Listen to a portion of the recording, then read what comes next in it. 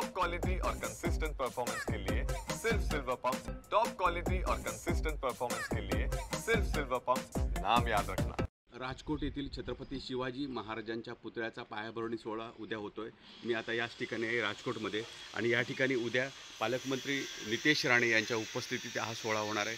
जर बघितलं तर यापूर्वी हा जो पुतळा होता तो कोसळलेला होता, आणि त्यामुळे हा पुतळा नव्याने उभारला जातोय। आणि त्याचं काम जर बघितलं तर कशा पद्धतीने आपण या ठिकाणी पाहत आहे, या ठिकाणी हा अशा पद्धतीचा चौथरा बसवण्यात आलेला आहे, आणि या चौथऱ्यावर हा पुतळा बसवला जाणार आहे। हा पूर्णाकृती योद्ध्याच्या वेशातील 60 फुटी पुतळा असणार आहे, आणि राजकोट किल्ल्यावर यापूर्वी उभारलेला पुतळा कोसळल्याची पार्श्वभूमी लक्षात घेऊन या पुतळ्याचे स्ट्रक्चरल जवळजवळ पूर्णतः स्टेनलेस स्टीलमध्ये बसवण्यात आलेले आहे। तर चबुतरा आणि पायाच्या कामासाठी M50 हे हायग्रेड कॉन्क्रीट वापरण्यात आलेले आहे।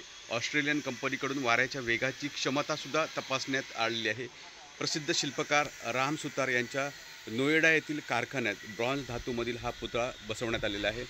आणि हा पुतळा जर बघितला तर या वाऱ्याला किंवा इथलं जे वातावरण आहे त्या पूर्ण वातावरणाला कशा पद्धतीने हा तोंड देऊ शकतो तशा पद्धतीचा हा पुतळा बसवण्यात आलेला आहे। जर बघितलं तर या ठिकाणी हा पुतळा उद्या या पुतळ्याचं एकूणच जर बघितलं तर पायाभरणी होणार आहे। त्यासाठी अशा पद्धतीचं उद्याच्या कार्यक्रमासाठी जी नियोजन केलं जाते, एकूणच जर बघितलं तर पालकमंत्री नितेश राणे यांच्या उपस्थितीत हा सोहळा होणार आहे। त्याचबरोबर निलेश राणे असतील, इथले आमदार आहेत स्थानिक, ते सुद्धा असणार आहेत। हा जो सोहळा आहे तो भव्य दिव्य करण्याचा प्रयत्न केला जातो, कारण उद्या जर बघितलं तर छत्रपती शिवाजी महाराज यांची जयंतीसुद्धा आहे। त्यामुळे एकूणच हाच मुहूर्त साधून हा सोहळा होतोय, त्यामुळे या सोहळ्याकडे संपूर्ण राज्याचं लक्ष लागून राहिलेलं असेल।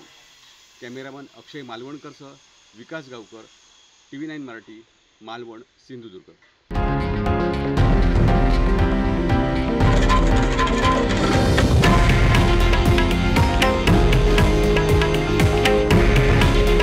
हे आहे देशातील नंबर 1 न्यूज नेटवर्क, आणि आपण पाहत आहात TV9 मराठी।